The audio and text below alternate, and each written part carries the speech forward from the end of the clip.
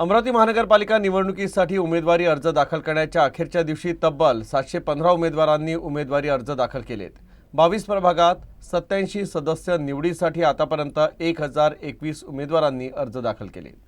22 प्रभागांमध्ये 87 सदस्य निवडीसाठी 15 जानेवारीला मतदान होणार असून 16 जानेवारीला मतमोजणी होणार आहे। अमरावती महानगरपालिका प्रशासनानं उमेदवारी अर्ज दाखल करण्यासाठी 60 ठिकाणी व्यवस्था केली होती। 2017 मध्ये भाजपमधून 45 नगरसेवक विजयी झाले होते। यावेळी भाजपकडून तब्बल 18 उमेदवारांच्या तिकीट कापण्यात आल्या। काँग्रेसचे मागील वेळी 15 नगरसेवक विजयी झाले होते, त्यापैकी 5 नगरसेवकांचे तिकीट कापण्यात आले आहे। अर्थात काँग्रेसकडे यंदा 65 नव्या चेहऱ्यांचे उमेदवार आहेत।